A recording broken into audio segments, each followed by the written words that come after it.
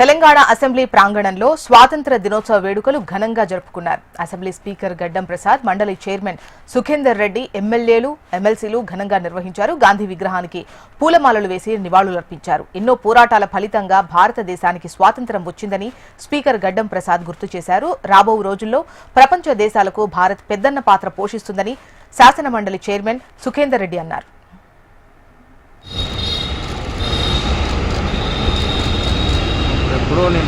camera